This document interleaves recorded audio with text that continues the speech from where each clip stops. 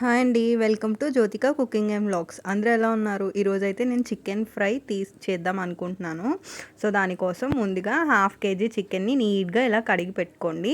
ఇందులోకే పావు table spoon వరకు పసుపుని, అలాగే 1 టేబుల్ స్పూన్ వరకు చికెన్ మసాలా ఉంటుంది కదా, సో దాన్ని నేనైతే రెడీమేడ్ చికెన్ మసాలానే వేసాను. సో ఇందులోకే 1 టేబుల్ స్పూన్ వరకు సాల్ట్, అలాగే 1 టేబుల్ స్పూన్ వరకు కాశ్మీరీ చిల్లీ పౌడర్ని కూడా నేను ఇక్కడ వేసేస్తున్నాను. వేసిన తర్వాత ఇందులోకే ఒక 2 టేబుల్ స్పూన్ల వరకు ఆయిల్ని కూడా వేసేసుకోండి. వేసుకున్న తర్వాత వీటన్నిటిని కూడా బాగా మిక్స్ చేసేసుకోండి. ఈ చికెన్ మొత్తం కూడా ఇలాగా మిక్స్ చేసేయండి. మిక్స్ చేసిన తర్వాత దీన్నైతే ఒక హాఫ్ ఎన్ అవర్ మీరు ఫ్రిడ్జ్లో పెట్టుకున్నా పర్లేదు, లేదా బయట పెట్టుకున్నా పర్లేదు, అలానే ఉంచండి. లేదు వంట చేసేసుకోవాలి అనుకుంటే అప్పటికప్పుడు చేసేసుకున్నా కూడా ప్రాబ్లం లేదు. అలాగే స్టవ్ మీద ఒక కడాయిని పెట్టుకొని ఇందులోకి కొద్దిగా ఆయిల్ని వేసుకోండి. ఆయిల్ వేడైన తర్వాత ఇందులోకే కొద్దిగా కరివేపాకుని, అలాగే కొద్దిగా జీలకర్రను కూడా తీసుకొని ఇందులో వేసేసుకోండి. వేసిన తర్వాత ఇవి ఒకసారి కొంచెం వేగిన తర్వాత ఇందులోకే నేను ఒక పెద్ద సైజ్ ఉల్లిపాయని, అలాగే ఒక పచ్చిమిర్చిని తీసుకొని ఇందులో వేసేస్తున్నాను.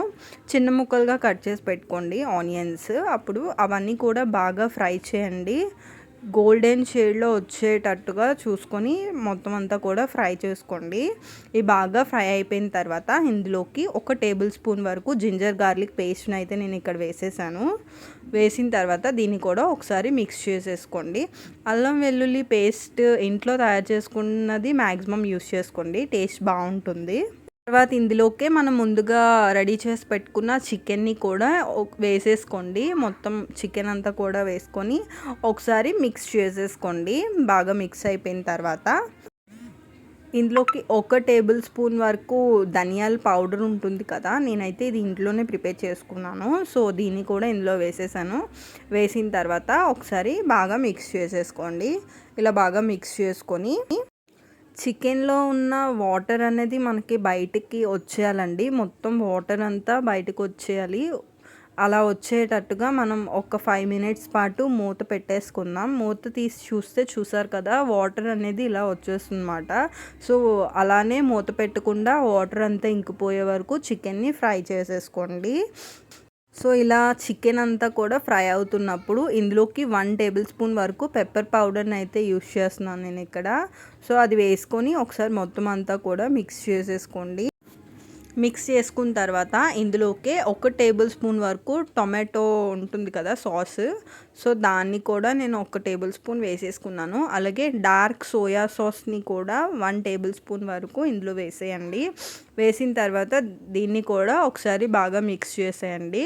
కొంచెం మీడియం టు హై ఫ్లేమ్లో పెట్టుకొని చికెన్ మొత్తాన్ని కూడా ఫ్రై చేసుకుంటూ ఉండండి. ఒకేసారి హై ఫ్లేమ్లో పెడితే ఏంటంటే చికెన్ మొత్తం కూడా అడుగంటేస్తుంది అన్నమాట. సో మీడియం టు హై ఫ్లేమ్లోనే పెట్టుకొని ఫ్రై చేసుకోండి. ప్లీజ్ అండి, నా ఛానల్ని ఫస్ట్ టైం చూసే వాళ్ళైతే ఖచ్చితంగా లైక్ చేయండి. అలాగే మీకు నచ్చితే కనుక సబ్స్క్రైబ్ చేయడం అస్సలు మర్చిపోవద్దు.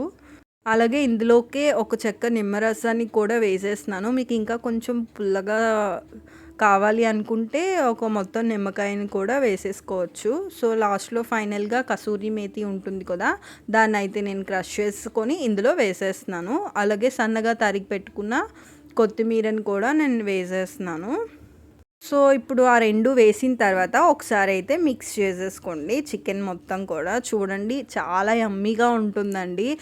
నార్మల్గా తినేయచ్చు, అలాగే రైస్, అలాగే చికెన్ బిర్యానీ దేంట్లోకైనా పర్ఫెక్ట్గా ఉంటుందండి. చాలా అంటే చాలా బాగుంటుంది. మీరు దీన్ని తినైతే చాలా బాగా ఎంజాయ్ చేస్తారు. సో తప్పకుండా మీ ఇంట్లో ట్రై చేస్తారని నేను అనుకుంటున్నాను. ప్లీజ్ అండి, నా వీడియోస్ నచ్చితే ఒక్క లైక్ అయితే నాకు చేసేయండి. Thank you.